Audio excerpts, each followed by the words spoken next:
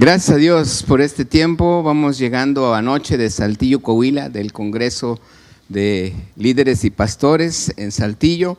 Una bendición, gracias a Dios, muy poderosa. Así es que quiero que cierre tantito sus ojos. Dígale: Padre, gracias por tu presencia en este lugar, Señor.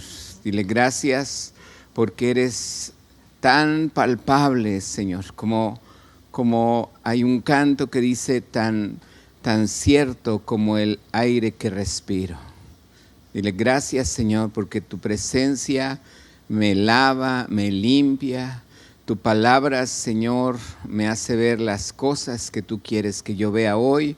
Y dile gracias por todo lo que hoy me has dado, Señor, por la salud, por la bendición de estar en este lugar, Señor, para escuchar tu palabra. Dile: te amo, Jesús. Dile: te amo, Jesús. Díselo con tu voz fuerte. Dile: te amo, Jesús. Amén. Quiero que me acompañe, por favor, al Salmo 39.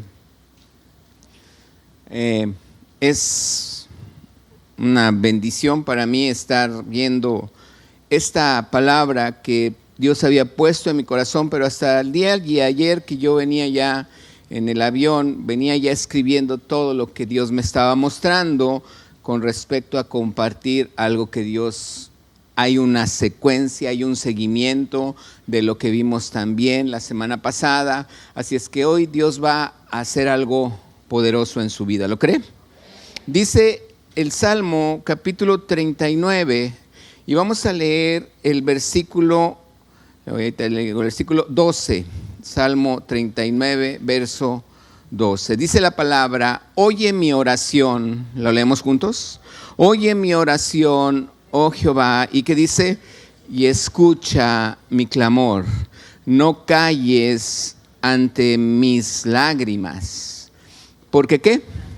Porque forastero soy para ti y advenedizo como todos mis padres. Hay esta palabra, quiero que vea que aquí dice la escritura advenedizo, pero tiene otra palabra que también dice forastero. Un sinónimo de forastero lo pone la palabra como peregrino. Y algo que también menciona la palabra, dice: soy un habitante temporal en este mundo. ¿Por qué escribe este salmista de esta manera? ¿Cuántas veces se ha topado con gente que dice cosas que puede acusar, que puede herir, que puede lastimar y no se da cuenta de lo que hay detrás de la persona a la cual le está acusando o a la cual él está lastimando? Muchas veces nosotros nos damos cuenta de una persona que viene y hace algo, nos hace algo, y yo puedo juzgarla en el momento en el que esa persona me lo está haciendo. Porque yo no sé, yo muchas veces les he compartido: tú no eres basurero de nadie. Hay quien viene y está enojado y te echa toda su basura. ¿Para qué la recibes si tú no hiciste nada? Pero Dios nos lleva a ver más allá.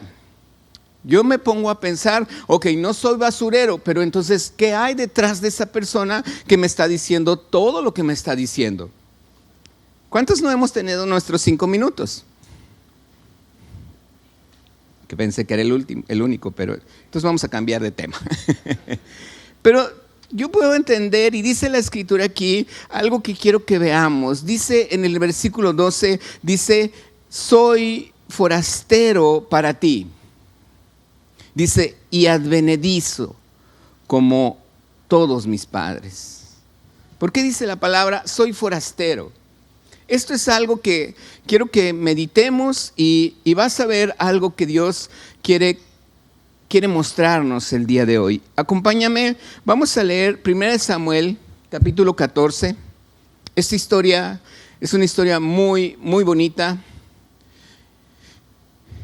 Y no vamos a leer todo el capítulo porque son casi 51 versículos.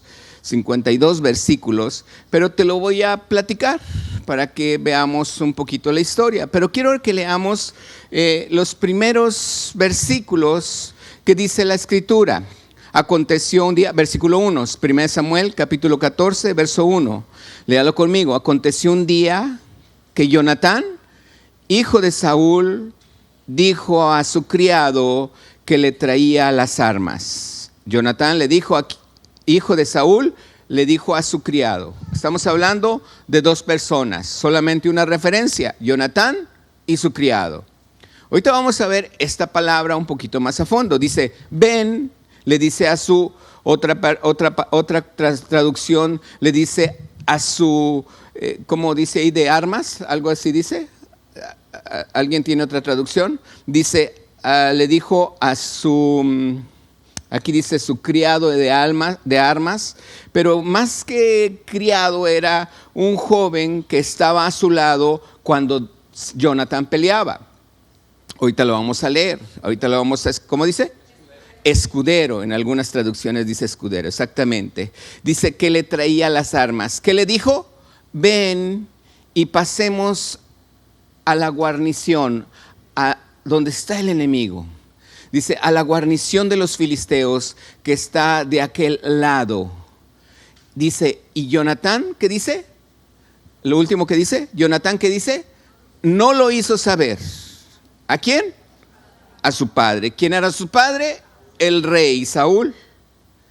Entonces, aquí tenemos a Jonatán, el hijo del rey, le dice a su escudero, vente, vamos. Vamos al otro lado, donde está el enemigo. Pero no sabía a su papá.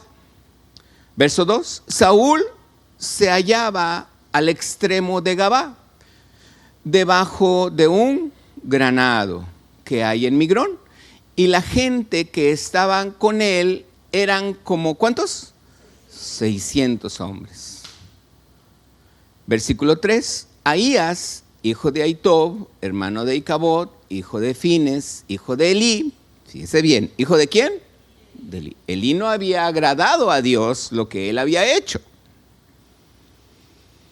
Por eso aquí dice la palabra que ahí dice, él había sido sacerdote y Ahías también, una descendencia de Elí, también era sacerdote de Jehová en Silo.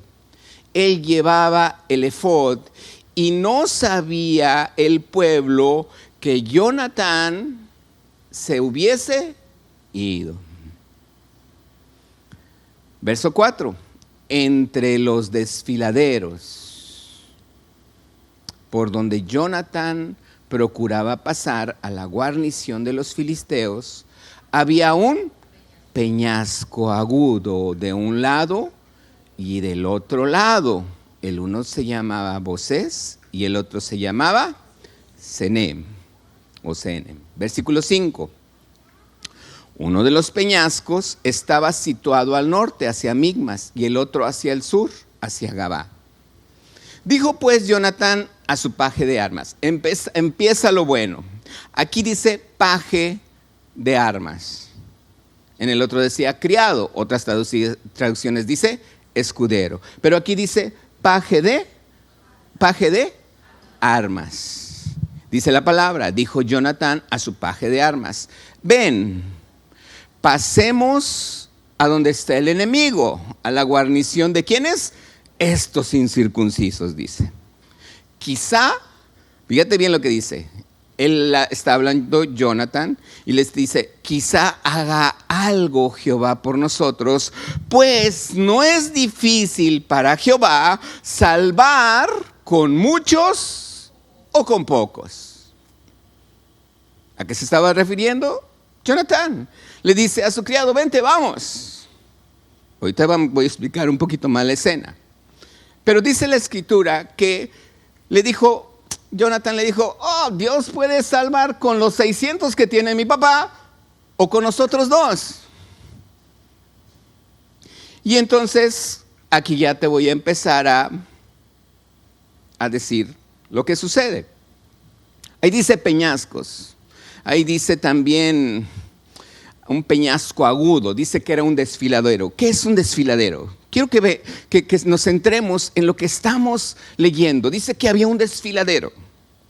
Lo que sucede es que, no sé si has visto cuando hay dos montañas enormes así y están un cañón abajo y abajo corre el río, pero es muy, muy empinado. He visto fotografías, he visto videos que a veces allá en China tienen sus casitas en un lugar y de repente los ves caminar pegados a la pared por dos tablas y van agarrados de un hilo y allá está el despeñadero y allá está arriba la montaña y es una piedra enorme.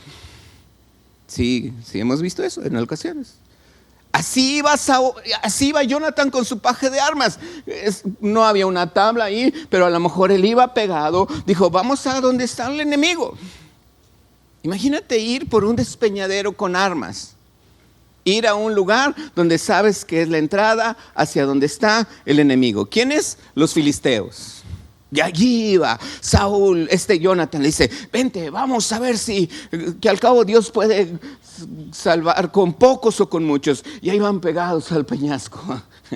Y allá el desfiladero, ahí los peñascos enormes, ¿cómo les llaman en otra palabra? Como un barranco así enorme. Y abajo el río corriendo. Y ellos así. Y de repente llegan a donde están los filisteos. Era un área como de más o menos de 1,700 metros cuadrados donde estaban, y había 20 filisteos, 20 soldados, cuidando que ninguno de los israelitas se metieran por ese lado. Y le dice todavía Jonathan a su paje de armas, dice, mira, nos vamos a presentar, ya que estemos allí, si ellos nos dicen, vengan, Dios ya nos lo entregó. Pero si ellos vienen hacia nosotros, entonces sí nos regresamos. Creo que Dios no nos lo ha entregado. ¿Qué ando haciendo aquí? Pero ¿qué sucedió cuando llegó ya el área? Los filisteos los vieron, esos que estaban ahí lo vieron y dijeron, mira, ya andan saliendo de las cuevas. Sí, ya a lo mejor quiere salir. Y le dijeron, vengan. A los dos le dijo, vengan. Y dijo Jonathan, ya Dios nos los entregó. En ese espacio de, digamos, 4 lugares, más o menos, junta 4 así partes de había 20 filisteos, soldados poderosos. ¿Y sabes qué sucedió? Llegó Jonathan y empezó a matar, a golpear a uno, y su paje de armas que venía atrás mataba al que le daba. Y otro enemigo y paz, y otro enemigo, total, a 20 filisteos, dice la escritura, y en ese capítulo, que a 20 los mató. 2 pudieron con los 20. Y dice que a partir de allí todo el pueblo, dice, empezó a temblar. Todos los filisteos, ya donde había terminado el peñasco, ya donde había un campamento, ya estaba temblando la gente, ya empezó a temblar. Dice que aún los más poderosos estaban temblando de miedo. Cuando esto sucedió, dice la escritura que llegó un momento que tanto era la confusión que entre ellos se empezaron a matar los filisteos. Y todavía dice la escritura que había unos hebreos, dice la escritura, porque dice hebreos, porque no dice israelitas, y son los mismos. Había unos hebreos que moraban del lado donde estaban los filisteos, y cuando vieron que el pueblo enemigo, aunque les ayudaban en ocasiones para hacer algunas tareas, también agarraron y los empezaron a herir y a matar. Cuando todo esto sucede, por causa de 2, Jonathan y su paje de armas, cuando todo esto sucede, del otro lado de la montaña, arriba del peñasco donde se ve, Saúl podía ver al ejército del otro lado y ellos los podían ver, pero los dividían esos peñascos. Todos dijeron los de Saúl, wow, mira qué está pasando allá, se están matando entre ellos, oh, Dios nos está entregando. Y entonces todos empiezan a cruzar, todos empiezan a ir y empiezan a ganar la batalla del otro lado, porque ya veían que los demás se estaban matando entre ellos. Dice la escritura, había tal confusión que entre ellos se estaban matando. Dice la escritura que bueno, ahí pasan algunas cosas. Lo puedes leer más adelante, ahorita no vamos a hablar de todo eso. Los que lograron pasar tenían hambre, empezaron a comer y bueno, Saúl se enojó. ¿Quién se enojó? ¿Quién era Saúl? El papá de Jonathan, el rey. Se enojó. Y lo que pasa es que dicen los primeros versículos que nadie sabía que Jonathan se había ido. El punto es que cuando Jonathan se va, dice la escritura, Jonathan se va con su paje de armas. Él no oyó a su papá que dijo un edicto. Él dijo, no coman ahorita, tenemos una batalla, nadie coma, porque el que coma va a sufrir la muerte. Eso lo había dicho Saúl. Todos los 600 hombres que lograron cruzar para luchar con el ejército que estaba del otro lado, los filisteos, cuando terminaron la lucha ya andaban bien cansados.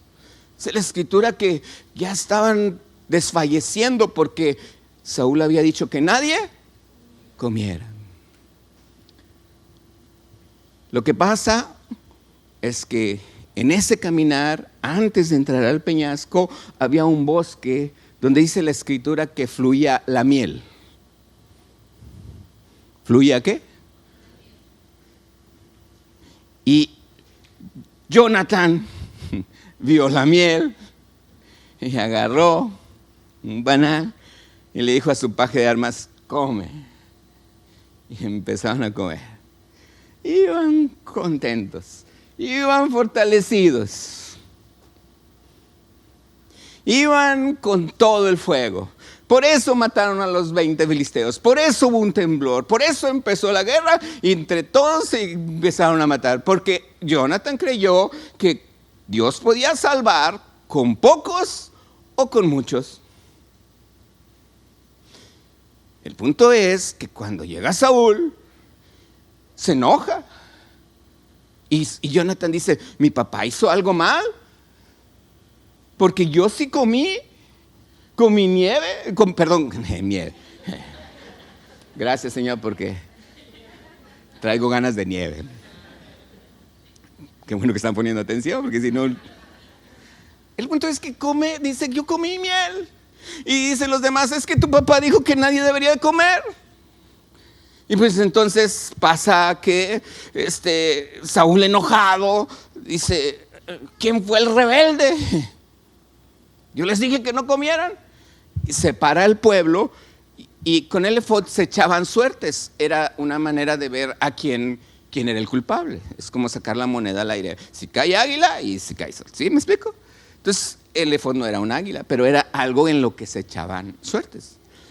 Y entonces Saúl dice, muy inteligente, dice, ponte aquí, Jonathan, porque tú y yo somos los buenos. Ellos han de haber pecado.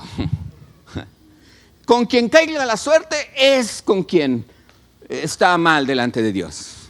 Y sopas, perico, que cae en el área de Jonathan y su hijo, de Saúl y su hijo. O sea, el pueblo no tuvo la culpa. Y entonces dice Saúl, a ver, o tú o yo. Y echan la suerte y cae del lado de Jonathan. Y dice, pues ni modo, va a tener que morir. Y dijo el pueblo, no, al contrario, él hizo bien. Nos salvó a todos y el pueblo lo salvó.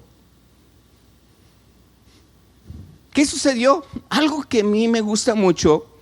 Dice la escritura que cuando Jonathan comió, dice la escritura que los ojos de Jonathan fueron abiertos. ¿Qué dice la escritura? ¿Ojos fueron qué? Bien, fíjese bien, dice la palabra. Hoy, ¿qué me pasó? Dice la palabra aquí, 1 Samuel, capítulo 24, y dice la escritura, sí estábamos en Samuel, ¿verdad?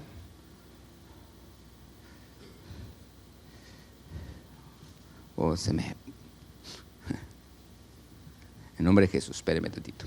Como que la nieve me desconcentró un poquito. Dice la palabra que los ojos fueron abiertos, los ojos de Jonatán y de su paje de armas. Vamos a 1 Samuel, ahora sí, ya me volvió a contestar esta cosa. 1 Samuel, capítulo, ¿qué dije? 14, ¿verdad?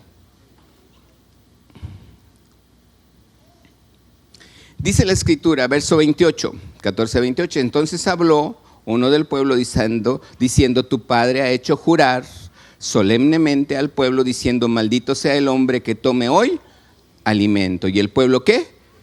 Desfallecía. Verso 29, dice, respondió Jonatán, verso 29, ¿lo está leyendo? Mi padre, ¿qué dice? Ha turbado el país. Ved ahora cómo han sido, ¿qué? Aclarados mis ojos por haber gustado un poco de esta miel. Wow. ¿Por qué el pueblo estaba cansado? Porque el pueblo no estaba con sus ojos abiertos.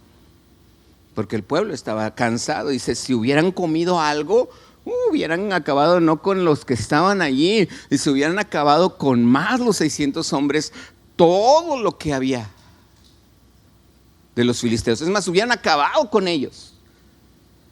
Nomás alcanzaron al pueblo que estaba ahí enseguida, pero ya estaban desfallecidos, cansados.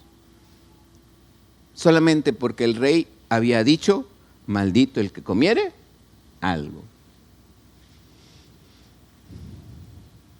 Paje de armas, dice los estudiosos, más que un ayudante o criado, era un leal compañero de lucha. Qué bonito, ¿verdad?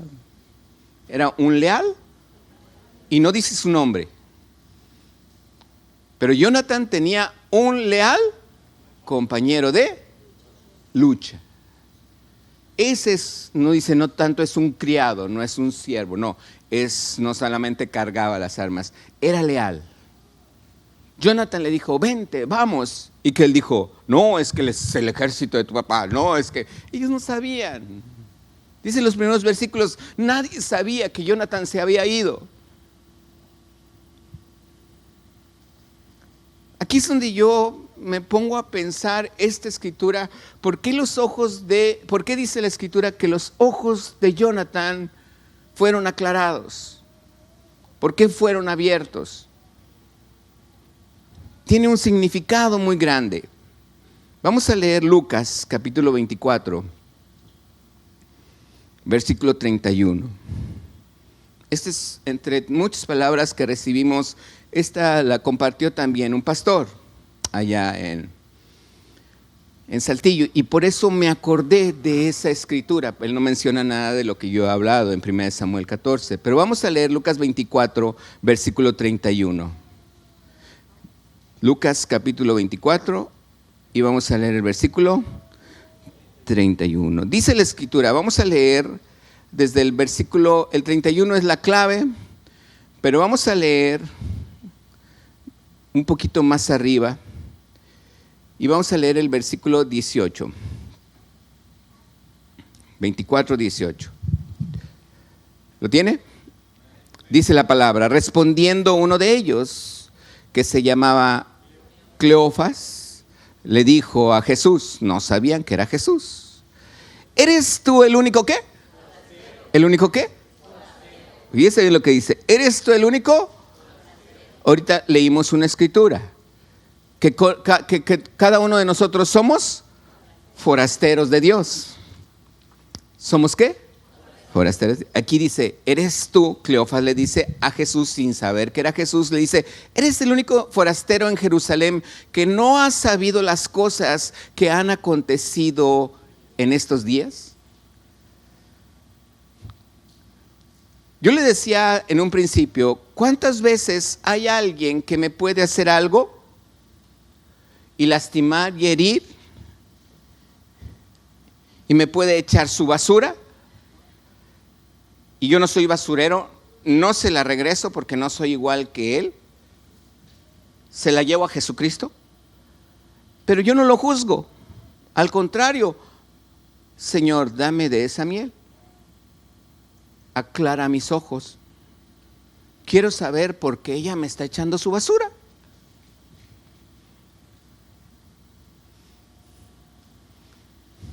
Pero no soy así. Al contrario, me echó la basura, se la vuelvo a echar.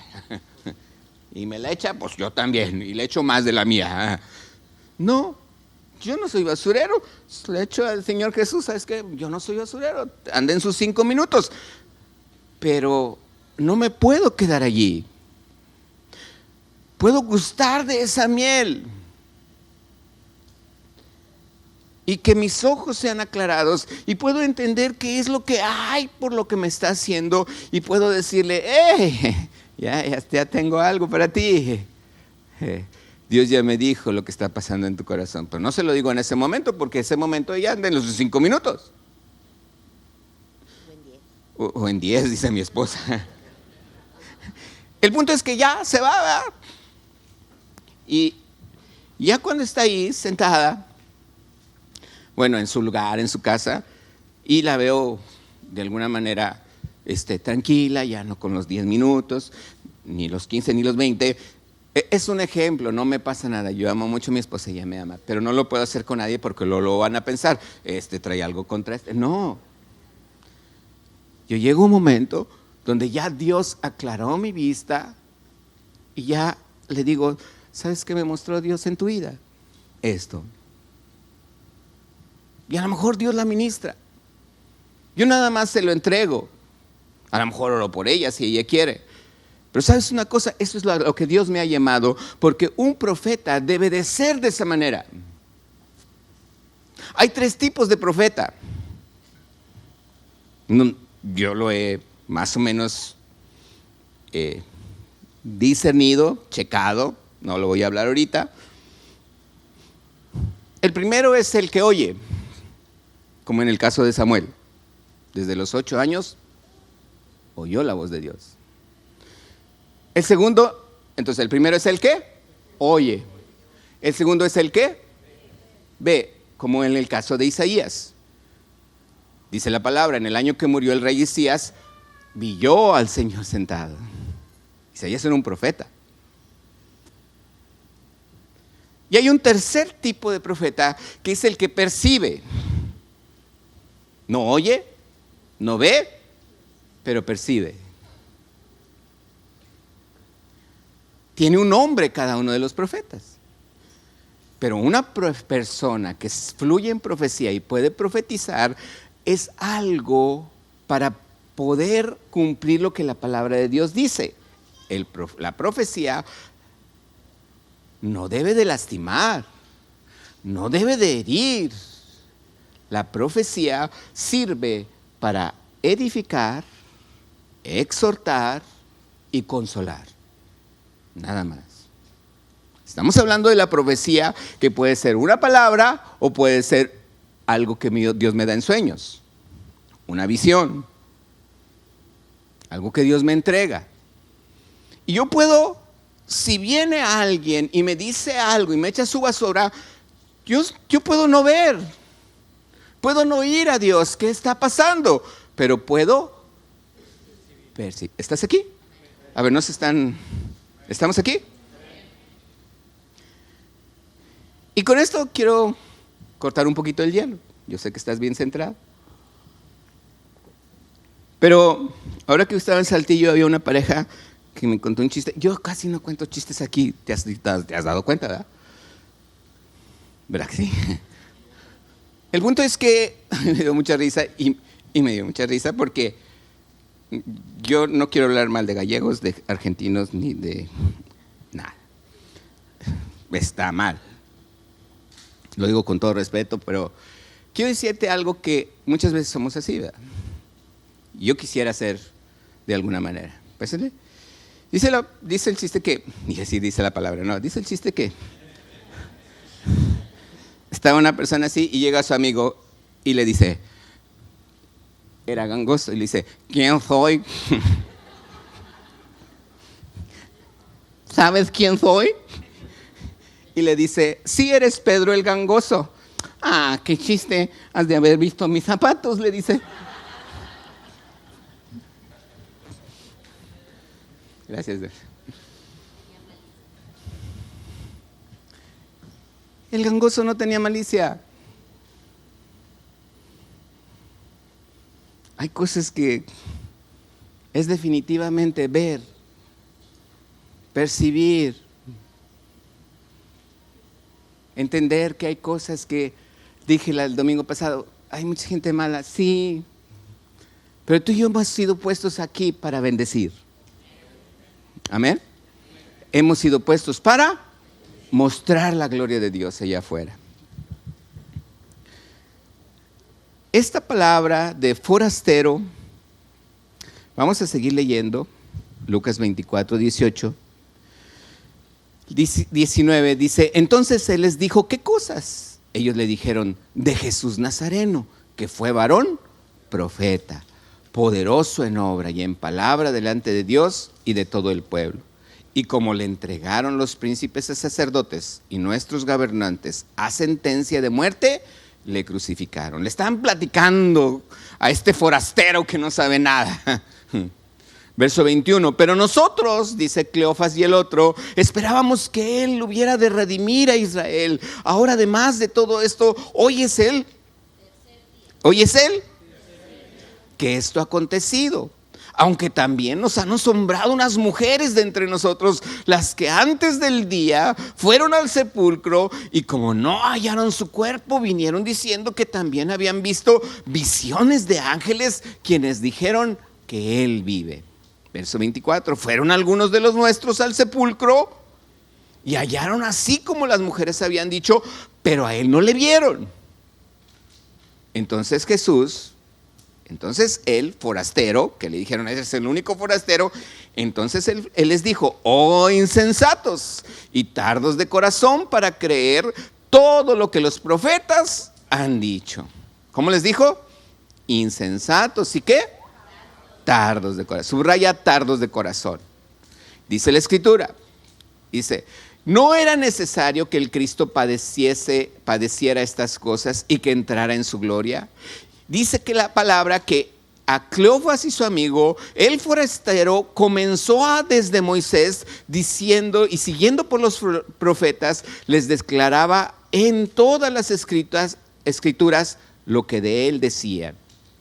Cuando llegaron a la aldea donde iban, como a 7 kilómetros, yo también eso lo sabía, el pastor Agustín lo confirmó. Cuando llegaron a la aldea donde iban caminando, el forastero hizo como que iba más lejos. Pero ellos le obligaron a quedarse diciendo, quédate con nosotros porque se hace tarde y el día ya ha declinado. Entonces, entró a quedarse con ellos. Verso 30. Aconteció que estando, fíjate bien, importante aquí, aconteció que ¿qué?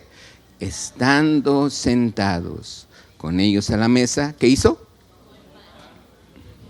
¿Y qué más? Y les dio. Verso 31. ¿Qué dice? No te escucho. ¿Qué dice?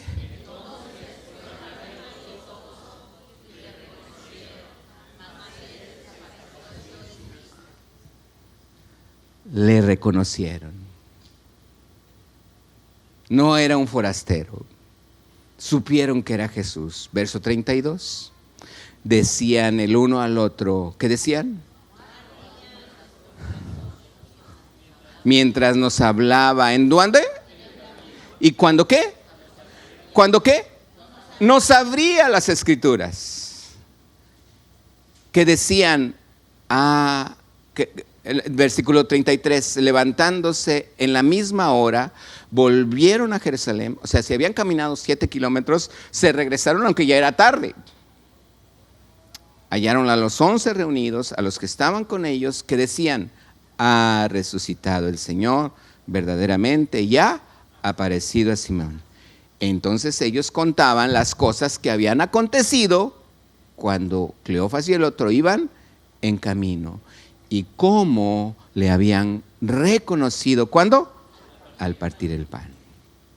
La palabra forastero viene en el Antiguo Testamento del hebreo viene de la palabra NASA.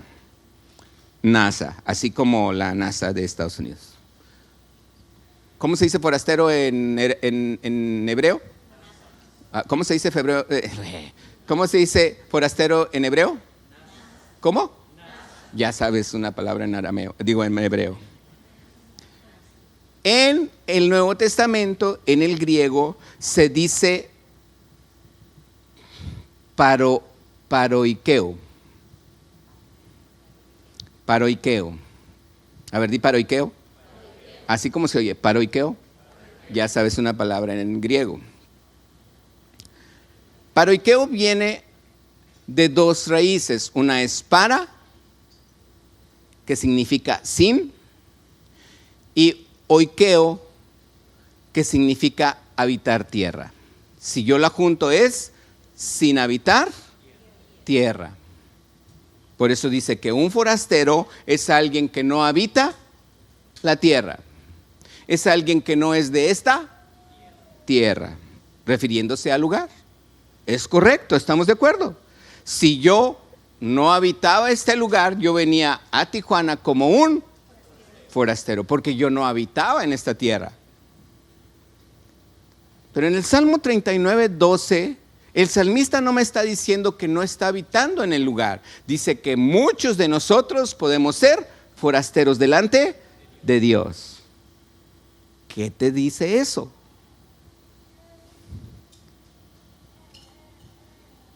¿Qué te dice que muchos de nosotros somos forasteros delante de Dios? ¿Qué te dice eso? Es bien importante que tú y yo entendamos por qué hay cosas en nuestra vida que somos verdaderamente forasteros delante de Dios. Porque Dios no está viendo lo que nosotros vemos. Porque Dios no está haciendo ni pensando lo que nosotros hacemos y pensamos. Somos forasteros delante de Dios. ¿Por qué? Porque muchos de nosotros no conocemos el corazón de Dios. Te digo una cosa, en el Nuevo Testamento, el capítulo 24 de Lucas, es el último que menciona la palabra forastero. ¿Sabes por qué? Porque a partir de allí jamás tú y yo, conociendo a Cristo, somos forasteros. ¿Quién es un forastero entonces? Alguien que no vive la palabra de Dios. Te voy a leer este versículo y vamos a leerlo en la palabra de Dios para todos. Dice la palabra de Dios para todos. Déjame, como no tengo aquí en esta la palabra de Dios para todos, lo voy a leer en mi. Voy a pedirle al del teclado que pase. Estamos por terminar. Dice la palabra, en la palabra de Dios para todos. Dice la Escritura. Lucas capítulo 24, versículo 18.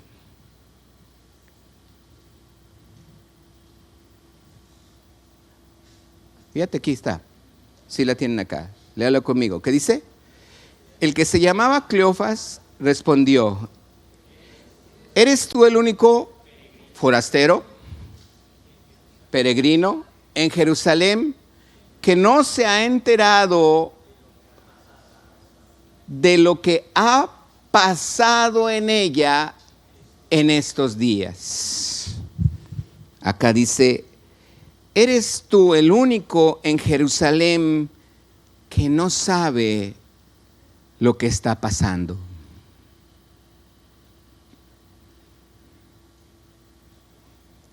¿Cuántos sabemos de los que no saben de lo que está pasando?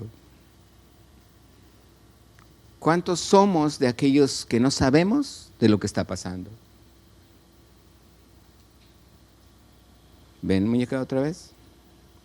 El ejemplo este es bien claro. ¿Qué va a hacer ella conmigo? ¿Qué va a hacer ella conmigo? ¿Echar la basura? Me va a echar la basura. A ver otra vez, sí, es el mismo ejemplo. ¿Qué va a hacer ella conmigo? ¿Qué voy a hacer yo? Si no sé lo que estoy pasando, porque soy un forastero, ¿qué voy a hacer? Se la voy a regresar. Con más. Aprovecho para echarle la mía, ¿vale? Y si no soy un forastero, ¿qué voy a hacer? No escuché, ¿qué voy a hacer? ¿Y qué más voy a hacer? Hay 3 tipos. ¿Veo? ¿Escucho? Ese es un profeta. Ese es un tipo de profeta. 3 tipos. El que oye, el que ve y el que entonces, Dios no me está dando una visión como se la dio a Isaías. Dios no me está hablando como le habló a Samuel. Su Espíritu Santo está en mí y su Espíritu Santo sí me hace percibir. Y ahí es donde Dios me habla. Ahí es donde Dios me hace ver, está lo que trae es algo en su corazón que no sé qué es, pero yo sé que hay algo en su corazón que Dios me está mostrando. ¿Se lo digo en ese momento? No, porque un profeta sabe cómo tratar. Aquí la Escritura dice que Cleofas y su amigo decían que Jesús era un profeta. Y obviamente yo creo que es el mejor profeta de todo el mundo. Pero él es hijo de Dios. No era, él es hijo de Dios. Que Dios lo usaba en profecía, mucho. Llega un momento donde va caminando y en un sicómoro está un hombre chaparrito. Y no le anduvo preguntando, oye, ¿cómo se llama ese que anda allá arriba?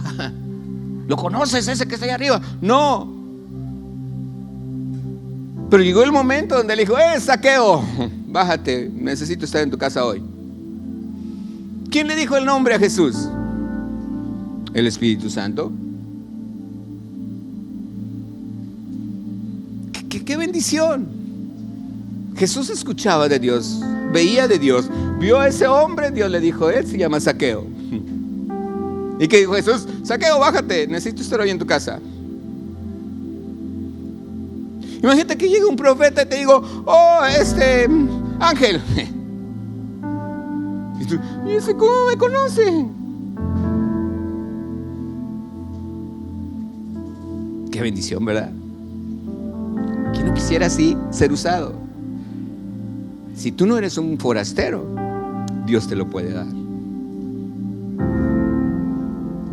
Si tú no sabes lo que está pasando, entonces eres un forastero. Pero si sabes lo que está pasando, entonces Dios te lo puede dar. Porque tú no te vas a enojar con la persona que te hace algo. Tú no te vas a herir, porque tú no te vas a dejar ser herido.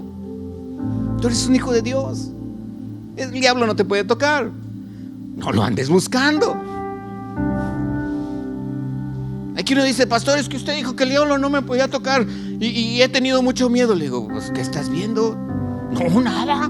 ¿Estás leyendo la Biblia? Pues, sí. ¿Qué leíste ayer? El Salmo 23. ¿Ese ya te lo sabes de memoria? Me digas eso. Y a veces, no estoy leyendo la Biblia. Bueno, ¿qué estabas haciendo? Bueno, la verdad sí, es que estaba viendo una película de miedo. Ábrele la puerta. El diablo no te puede tocar. Pero ahí estás. ¿A poco no llama la atención ahí cuando estás viendo? Y te lo vuelven a pasar el video y tú, ¿ya viste al fantasma? Y tú, sí, míralo, ahí está. ¿Sí lo viste? Sí, ¿tú sí lo viste? Sí, y en la noche. Pues claro, tú mismo le abres la puerta al enemigo. Pero sí, Señor, úsame. Pues ponte a leer la Biblia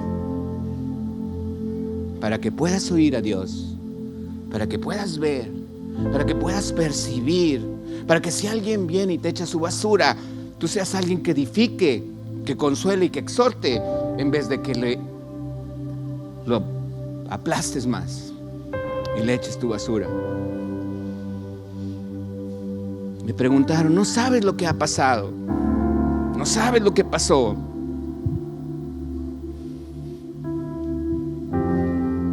Segunda de Reyes, capítulo 6, verso 17. Estamos por terminar. 6:17. Dice la escritura. Fíjate qué bonito esto. Yo le he pedido al Señor esto. Antes de ponerlo, la historia cuenta de que los filisteos venían a buscar a Eliseo. Ya se los he platicado. Eliseo era un calvo, no tenía cabello. Eliseo, ¿cómo era? Calvo. Y dice la escritora que los filisteos fueron a buscarlo. Y dice la palabra, verso, ¿qué les dije?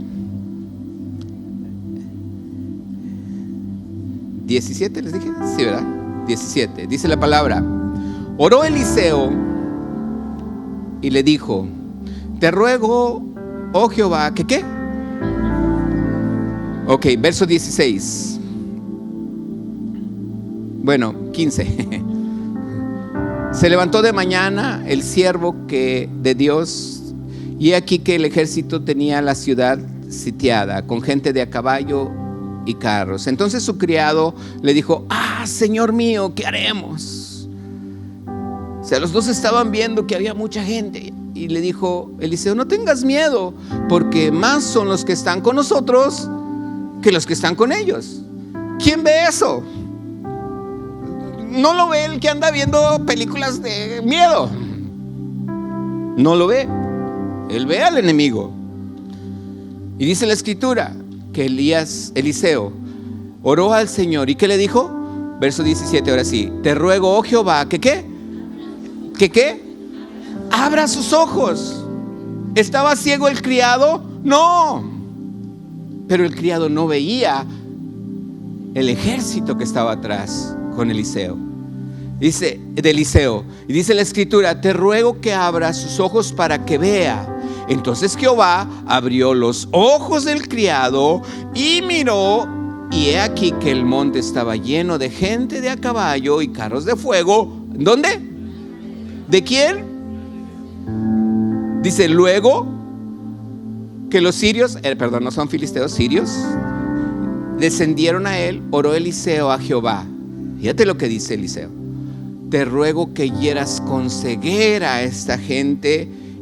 Y yo lo que pienso es que en ese momento Eliseo no le dijo a los ángeles que estaban ahí, a ver, ciéguenlos. No, él oró a Dios y le dijo, Dios, te ruego que los hieras con ceguera. Eliseo vio como los ángeles de Dios, los carros de fuego, fueron al ejército sirio y los cegaron. Pero no los cegaron a manera de no ver, no, los cegaron. Vamos a ver de qué manera. Dice la escritura que cuando dijo esto, conforme a la petición de Eliseo, fueron heridos con ceguera. Dice, verso 19, después les dijo Eliseo, sale Eliseo, yo me imagino saliendo, ¡hey, sirios! Capitán, buscan un calvo. Sí, un calvo así como yo. Sí, pues aquí no está.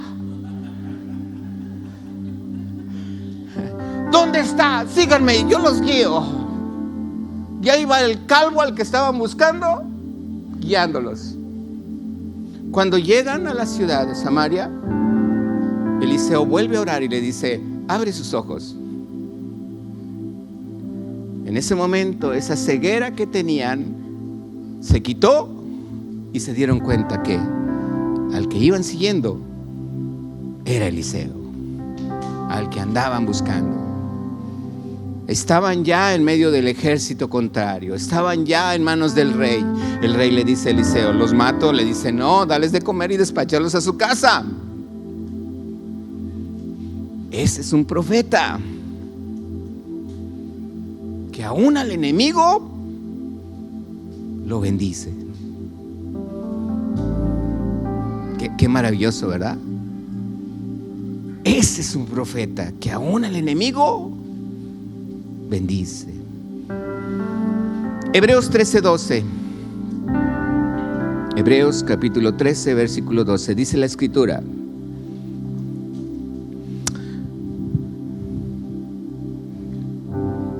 no, es 13:2, perdón. 13:2. Ahí me sobró un 1. Léalo conmigo. ¿Qué dice? No os olvidéis. ¿Qué es la hospitalidad?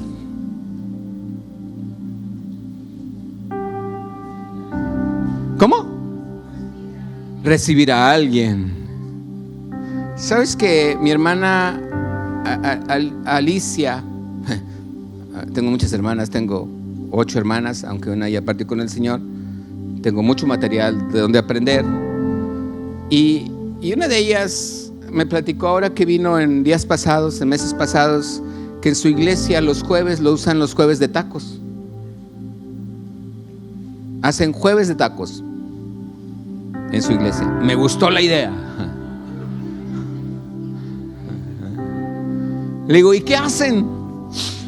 Dice, invitamos a una persona a la casa a que venga a cenar tacos. Como que ya no les gustó la idea, ¿verdad?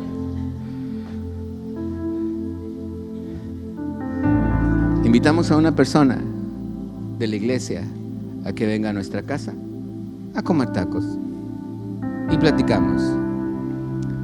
Dice la escritura, ¿qué dice? No os olvidéis, no te olvides de la hospitalidad. Dice, porque por ella algunos, sin saberlo, ¿qué? ¡Guau!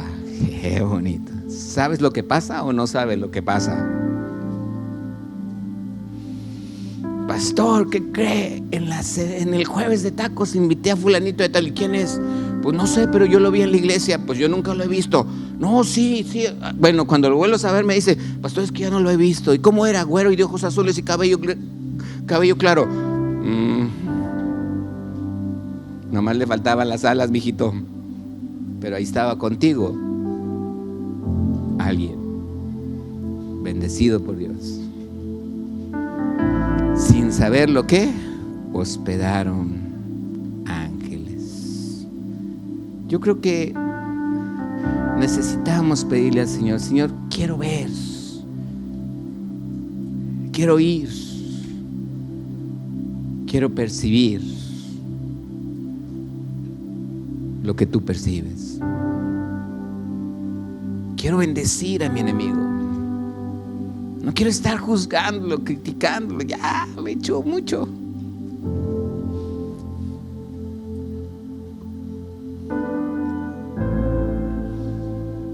Pero Jesús no tenía enemigos. Al único enemigo que tenía, lo venció en la cruz. Y le quitó la autoridad. Le dijo, ya no tienes autoridad, échame las llaves. Todo lo que el enemigo hace no es legal ya. Cristo le quitó las llaves. La Biblia dice, Él es ladrón. Él roba. Uno piensa, no, sí, es que me equivoqué, por eso Dios permitió que me lo quitara. Ay, esa palabrita, no, Dios no permitió que te lo quitara, tú te lo dejaste. Te dejaste porque te alejaste de la palabra de Dios. Te dejaste porque buscaste cosas que no debiste de haber buscado. Y por eso ahorita estás muchas veces en situaciones difíciles. Pero cuando estamos en la palabra de Dios, te quiero preguntar algo. ¿Dios realmente nos pide algo difícil? ¿Quién me dice qué es lo que Dios le pide a uno? En una sola palabra. ¿Qué crees que Dios te pide? A ver, oí obediencia, oí fidelidad, nada más, lo más fuerte. ¿Qué más? ¿Cómo? Amor. ¿Cómo? Voluntad.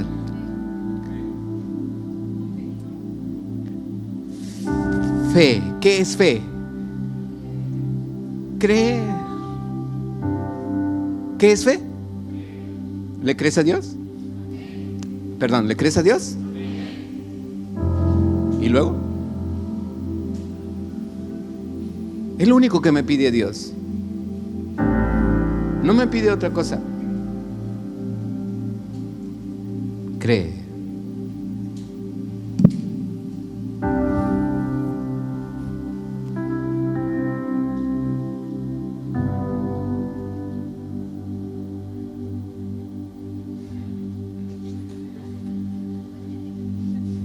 ¿Quién hoy?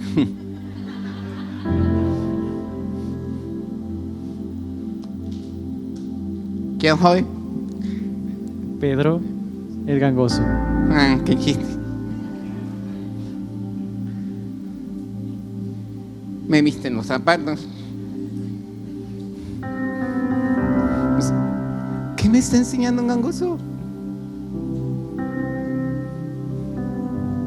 Que no es por lo que él oyó, sino porque él me vio los zapatos. Uy, ¿qué lección tan grande me está enseñando el gangoso? Su manera de creer. Y la verdad dice uno, oye, pues es que, pues ¿quién no? Pues sí, pero mucha gente actúa en malicia. Pero cuando tú ves lo que Dios te hace ver, cuando tú escuchas lo que Dios quiere que oigas, dice la palabra que es la forma en la que tú y yo, en Hebreos, dice la palabra que es la forma, Hebreos 5 y 6, dice la palabra que es la forma en la que tú y yo alcanzamos madurez. ¿Quiénes son los que tienen madurez? Los que tienen ejercitados los sentidos. ¿Cuáles sentidos? No los naturales, sino los sentidos espirituales. ¿Cuáles son los sentidos espirituales? La vista, el oído, el olfato, porque también percibe el olfato.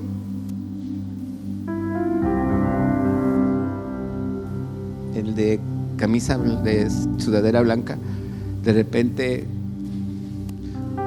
huele muy rico, huele como a perfume rico.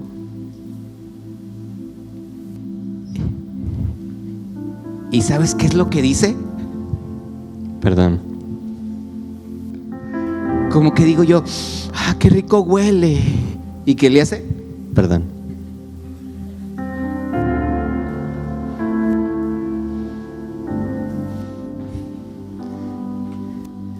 ¿Sí le captaste? Uno nunca se echa la culpa cuando uno se echa uno, ¿verdad? Dice, alguien se echó uno, sí, el que lo oyó, lo que dicen, el que lo olió primero fue el primero. Pero cuando huele feo, nadie se echa la culpa. Pero cuando huele bonito, él se echa la culpa. Fui yo, perdón. Ahí percibimos.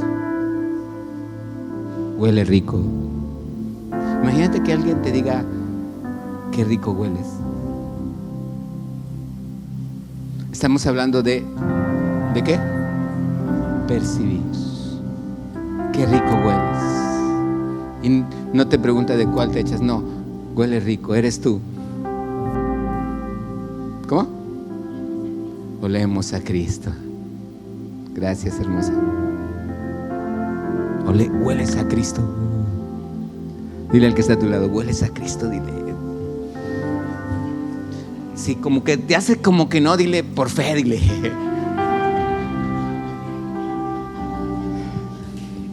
Póngase de pie, vamos a orar.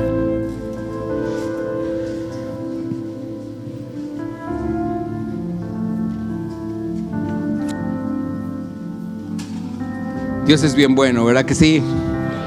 Y todo el tiempo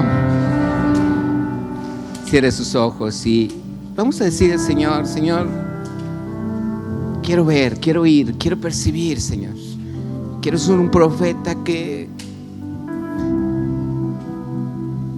edifica, que exhorta, que consuela, Señor. No quiero ser un forastero, no quiero ser alguien que no sabe lo que está pasando. No quiero ser ajeno a tus planes, Señor. Quiero ser así como Jonathan, Señor, con un hombre que está atrás de mí, como esa persona del Espíritu Santo que está esperando que yo haga las cosas y Él me respalda en todo lo que yo hago, Señor. Quiero comprender en mi vida que tú puedes, Señor, con pocos como con muchos, Señor. Que uno vence 1000 y dos 10,000, dice tu palabra, Señor.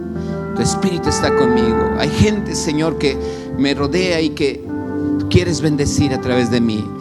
Ayúdame, dile al Señor, a ver ángeles,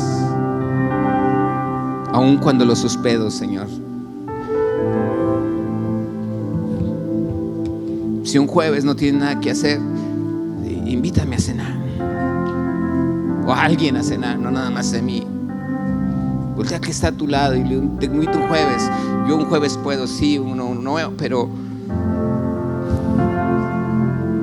tengo reunión de varones los jueves, pero un jueves sí, un jueves no. Voltea al Señor y dile: Señor, yo quiero tu palabra. Si no me quieres invitar a mí, a uno de mis hijos. Aquí hay gente en el coro, mira. Ahí está André, él se llama André, también lo pueden invitar a él. Gracias, Padre, dile. Gracias, Señor Jesús. Dile: tú eres fiel, tú eres maravilloso, Señor. Hoy creo en ti, dile. No te oí, dile: hoy creo en ti, Señor. He aprendido, Señor, a creer, Señor, en tu palabra. Sí es fidelidad, sí es integridad, sí es todo lo que muchos dijeron aquí, Señor. Pero la primera palabra es creer y es tener fe, Señor.